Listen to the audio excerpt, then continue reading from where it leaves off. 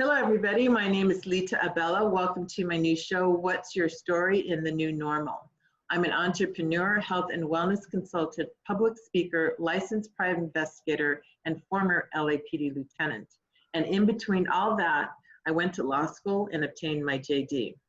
I tell stories that inform, inspire, and influence others. Today, I have a very special guest. My guest is Pastor Rick Clark. And hello, Rick. How are you today? Lita, thank you for the privilege of being on your program. Thank you for being a guest on my program. So first, I want to get to know a little bit about your personal life. So can you tell me, like, where you're from? Where do you live? Are you married? Do you have any children, etc.? I live in Azusa, California, quite close to you, in fact. My wife and I just celebrated our 50th wedding anniversary. Oh my gosh, congratulations. It was wonderful. And we're not slowing down. You might think that this would be the time for us to back off, but we actually have some ambitious goals for our 51st year. We have 3 children and 11 grandchildren. Wow. And really, I'm a Christian, and God has immensely blessed us.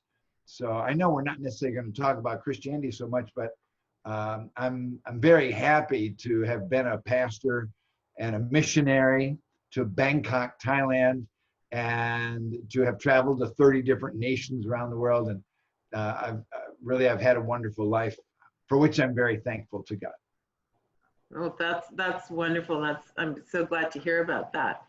Now, I notice you have several different organizations, and I'll just name a few of them. Team International, Freedom Movement, and the Rising Movement. Can you talk real briefly about your different organizations that you and your wife belong to, and like what the mission is, the mission statement of each organization? Well, Team International came out of our time as missionaries to Bangkok, Thailand, and we arrived there on our wedding anniversary, June 14th of 1985. And so, although we've only lived in Bangkok with our family for 5 years, we've been involved with Thailand for over 20 years, and that's why the name of our nonprofit corporation is Team International. But in the last few years, the Lord had us focus more on America. And so leadership development is something that both my wife and I do. Now, my wife was a department head at Azusa Pacific University for 20 years in the American Language and Culture Institute, working with international students. And so we've been living in America ever since 1990, living in California since 90, but we kept going back and forth to the nations. And so we've had an international ministry for many, many years, but now we're focused on America. So I like to do leadership development. The Bible calls it discipleship, and we have a website on that and training. Whereas my wife, Sue, has focused more on fighting human trafficking. Now, we're interested in multiplying leaders. Leadership multiplication is the concept of a movement. So for me, Christian leadership multiplication under the Rising Movement is where I give about 80% of my time. And then leadership development under the Freedom Movement is where Sue gives about 80% of her time. And then we share leadership in both movements. But I think today we're interested in focusing in on the Freedom Movement because that fights human trafficking. And then we've also learned more recently as we've studied the situation in America, just the issue of online sexual exploitation has become a crisis in America. And so we have felt that we needed to focus on this for the next year and beyond. And Sue is writing a whole training program to multiply leaders that will fight sexual exploitation and human trafficking in America.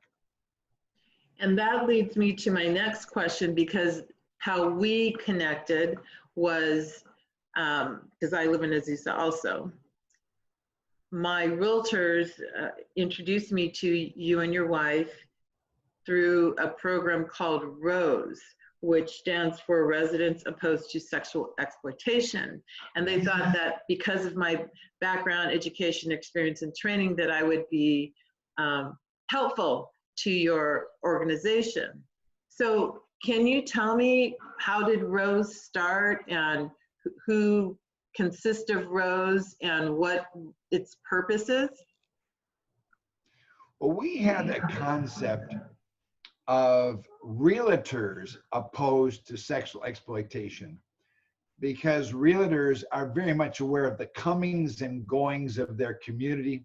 My father was a realtor, and we thought that would be a strategic career niche that we might focus on. And we connected with Ami and Sylvia Portugal Singh, and they're realtors. And we began to talk about realtors opposed to sexual exploitation, but they too live in Azusa. And then we began to talk about our community where we live, and that includes you and of course my wife Sue, and that's our team that has come together so that we can focus on alerting residents, and especially parents or aunts and uncles who have family members that are between the ages of, let's say, 5 up through 18, the youth of our America, of our city Azusa, that are under such tremendous danger because of online sexual exploitation.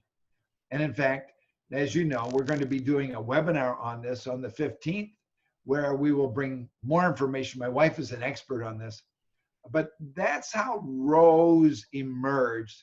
It was through a concern that probably most Americans are not aware of, that there are predators online.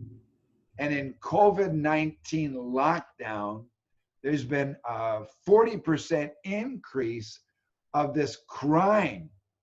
And I appreciate, Lita, that you are a JD and that you have a background in criminal justice. And so you understand crimes against children, and that's our subject of our webinar, how to protect our children from criminal activity that can happen in their very home, in their very bedroom, while they are online, but it is criminal. So the webinar that's going to be conducted on July 15th, is the goal to reach out to Rosedale residents or all residents of Azusa? Well, I like the concept, let's bloom where we're planted. So we can literally get face to face, or at least on the phone with people in our immediate neighborhood. And we want to help parents learn how to protect their children from online sexual exploitation. But the issue is really worldwide. And let's talk about the English-speaking world. There are perhaps 750,000, actually that's an estimate by one of our partner organizations, 750,000 predators that are online in the English-speaking world, all over the world, but they're primarily focused on America. And these are men, some of them have already been convicted of sex crimes. The vast majority actually don't get arrested, and yet they've looked at pornography, which can twist a man, changes even his neurological pathways, and they can become fixated on the next sexual exploit. And so what they've begun to do is exploit younger and younger children. And they do this by creating a false persona online, and they look like the cute 13-year-old boy the next city over. And they find a vulnerable child who is lonely or maybe even courageous enough to send a nude picture out. And then that begins a process that's called sextortion. It's blackmail. And that's happening over 3 million times nationwide.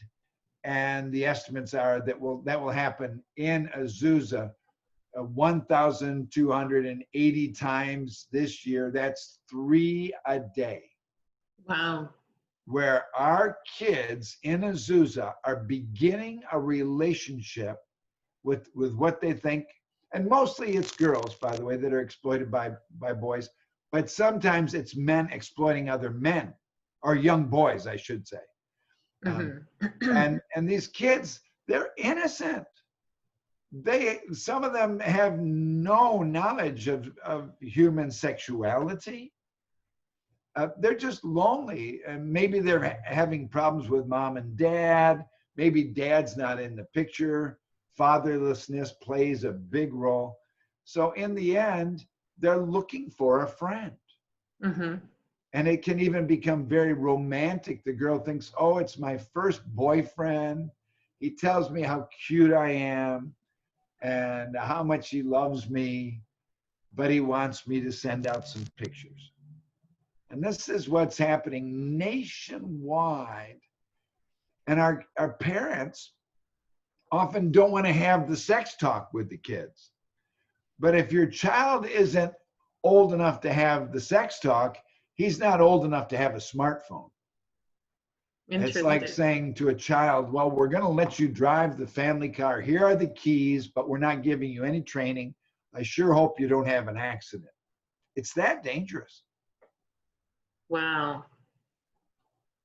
The world's changing, and now with the internet and so much social media, and where it's so easy for young people and even younger children nowadays to get online and navigate through so many different things. It is terrible that there are those type of people out there that prey on these young victims. So what made you so passionate, you and your wife, about this particular subject matter? Because, me as a former law enforcement officer, I'm pretty passionate about all types of crime. There's just so much out there. But you both have become experts in the field of sexual exploitation, especially among young children. So how did you get so passionate about this? Well, first, I love my daughter. I have 2 daughters now. They're both grown and married, and they have, my daughter Stephanie has 5 kids. My daughter Jessie has 4 kids, and a number of those are girls. And so I care about my daughters, and I care about my granddaughters. And the heartbreak of a youth, and it can be boys too, we recognize, that enter a chat room. And maybe they're playing some innocent game, but they go next door to the chat room and there's a predator waiting. And we're talking about an evil man. He might be 62 and he's looked at porn. He's been all twisted up. He's home, he's alone. And we know of one case where one man exploited over 60 kids. Wow. And that's just wrong. Our kids should have their innocence. Our children should have protection. When I grew up, there was no kind of danger like this. And so for it to be this dangerous for youth in America, where in the name of freedom, we have put pornography online. And in the name of freedom, we actually still don't prosecute a lot of these sex crimes. And in fact, we don't have the police officers, we don't have the investigators. We need, as citizens, as patriots of America, we just celebrated the 4th of July, right? And we value freedom, and we value the freedom of our youth to grow up innocent. And so to think about an evil man who is looking to, and it gets down 5 years of age. I mean, I don't want to be too ugly here, but little children can wind up actually being seduced by these men. Some of them go out and meet them. It's just too ugly, too horrible. In fact, I don't look at a lot of this. I've never looked at porn. I don't go into some of the details deliberately to keep my own soul pure. But I care about our youth. I guess that's the bottom line. Mm-hmm. I hate the idea of an innocent child being sexually seduced, and it's traumatic for them. Yes. Their whole world can be disrupted by, let's say, them sending out a nude picture and then suddenly realizing that the person they thought was their friend is betraying them and demanding more. They don't dare talk to their parents. They can't tell their friends. And so they're all alone in a world of exploitation and trauma and fear and insecurity. And it can scar them for life even. We've got to fight that. If we're going to be Americans that value freedom, let's make sure that our kids have the freedom to grow up innocent. Yes. Don't you agree? Yes, totally. That motivates me. Yeah. Okay. And I've seen a lot of, unfortunately, disgusting, horrific, horrible, not only pictures, but actual victims of child abuse as a police officer. And it just breaks your heart. I mean, to this day, I still have nightmares of things that I've seen that I can't get out of my head, because it's like, once you've seen it, it's there for life. And it's very difficult for somebody in law enforcement who has to investigate those type of cases year after year after year after year, when you've seen children be, sexually abused, beaten, raped, just all these different things. And physical abuse, there's the mental abuse. It's very, very heartbreaking. So I'm glad to hear that there are people like you and your wife who are out there advocating to stop these predators. And yes, I agree with you 110% that I think we need to make sure that we have prosecutors that are going to prosecute these predators, because it doesn't do any good if we get everybody on alert and we catch them and then it's a slap on the hand and they're out the door the next day.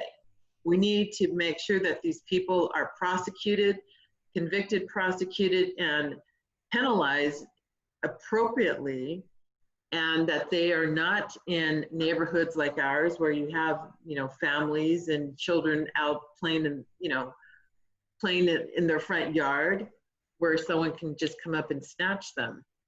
So there's a lot of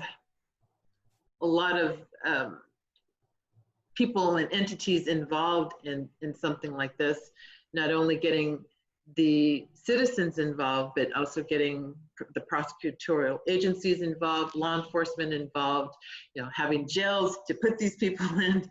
As we hear, just on the news yesterday, they were talking about closing down Men's Central Jail in Los Angeles. And I was like, oh my God, that means they're going to be releasing even more criminals out on the street, which they have just released a lot of violent sexual predators back out onto the streets. So this is very timely information, very timely.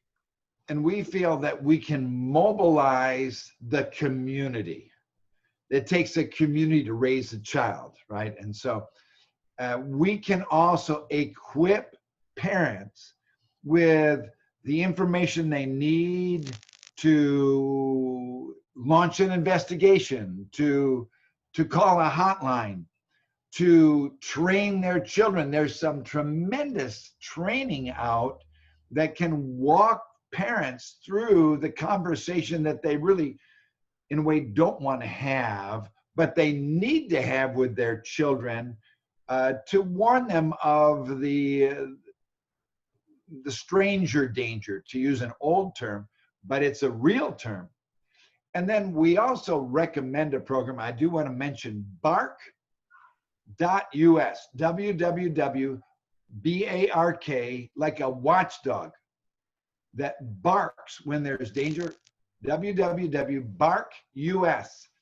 And we have done our homework to find the best parental program that they can use that is not overly invasive.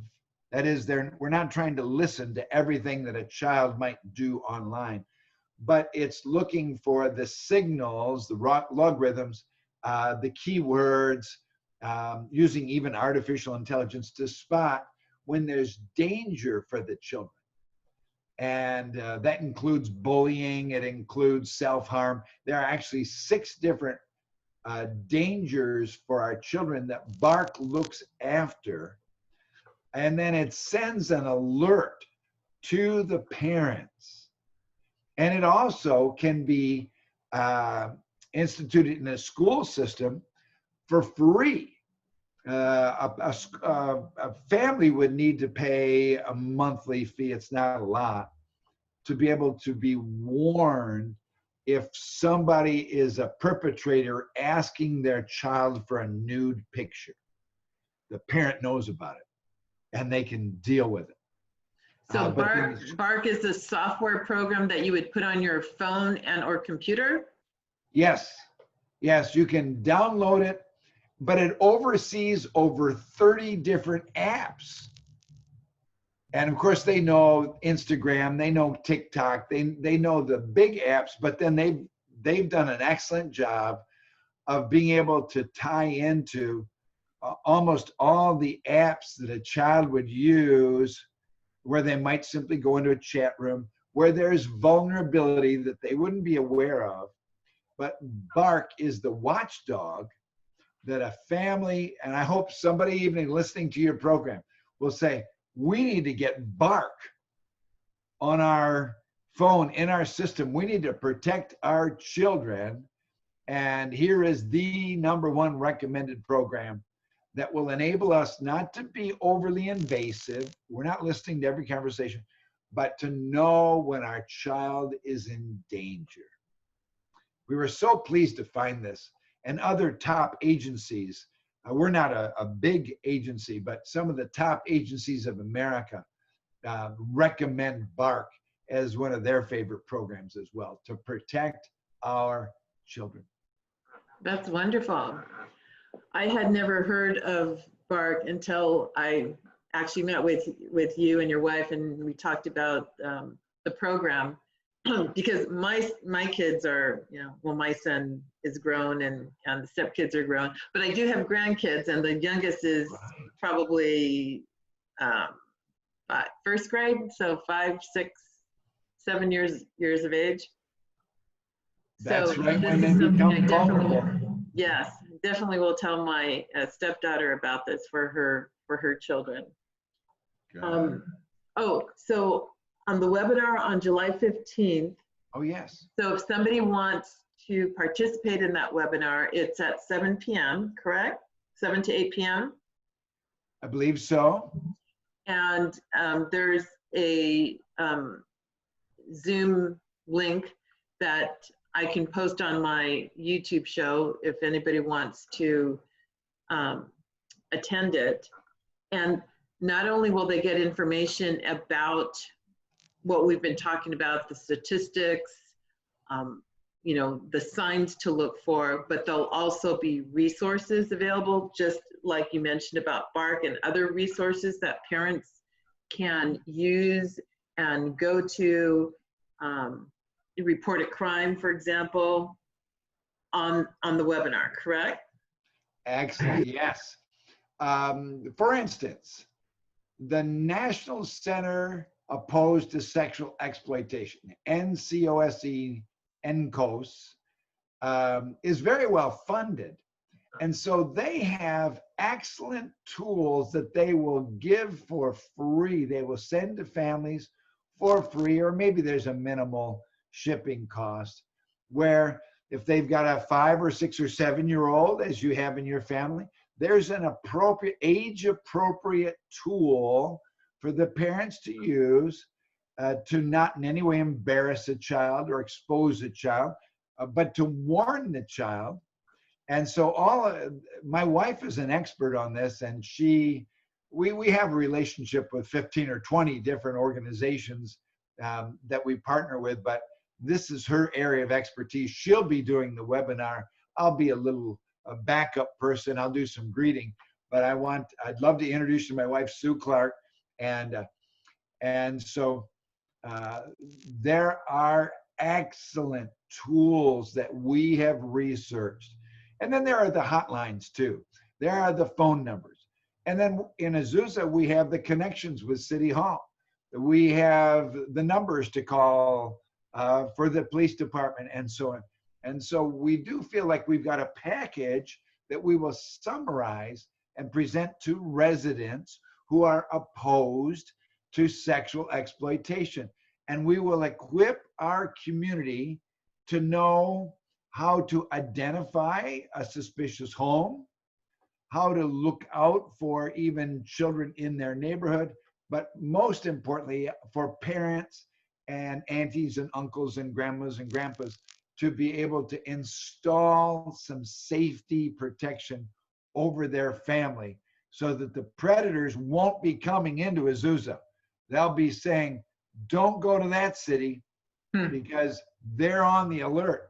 And we've had some prosecutions and we have some people in jail now. You don't want to go to Azusa. And we hope to raise up a model city that we can then take to other places. Right, that's what I was going to mention. So once we can get Azusa, the city of Azusa on board, then we can branch out to the San Gabriel Valley. And then from the San Gabriel Valley, we can branch out to Los Angeles County, from Los Angeles County, Southern California, and it just grows and grows and grows. And, you know, Southern California is known for a lot, good and bad. You know, we've got all the palm trees, we've got the celebrities, we've got everything here, but we've also got a lot of crime. Yes. And we have a huge, high number of criminal activity among us. So I think this is a fantastic organization, a fantastic way to get the message out and to put a stop to sexual predators. So we just have a couple minutes left. Any last minute words, maybe mentioning any organizations if they wanted to contact you, your contact information or anything? Well, we are interested in bringing quite a bit of training. And as I mentioned, we believe the way to start a movement is through leadership development. So we have 3 levels of people that are relating to our organization. We want a relationship, then we want partnership, then we want leadership. So if people can sign in to our webinar, we want to capture their name and address. We'll have a chat room. We'll have ways in which we can begin a relationship. But then we want to go to the next level of partnership. And we believe that awareness without action leads to apathy. In other words, if somebody is aware of the problem, but they don't do anything about it, or if they feel it's impossible for them to make a difference, they can actually retreat from this. We don't want this. So we want to raise up relationships that lead to partnerships. Now, some of that might be financial. Some might say, hey, you have a big budget. You've got ambitious goals. We like what you're doing. They might partner with us. But we're also interested in helping partners, for instance, take a certain community watch over their neighborhood, and we can train them in that. The more training people get, the more they can be equipped and then to begin to train others. And that's what leads to leadership.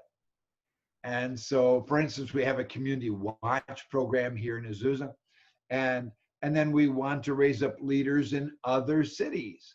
And we're documenting our journey in Azusa so that if somebody in Covina says, how did you guys do this? How did you create your network? How did you make your city safe for your youth? We want to raise up other leaders that will do that in other places. That's why we're interested in leadership movement that will multiply spontaneously. So we can also, though, connect any one of our listeners. And again, the list is long. Let's say a dozen key organizations around the nation that have marvelous training, great insights, great webinars. Probably too many for us to mention, other than NCOS.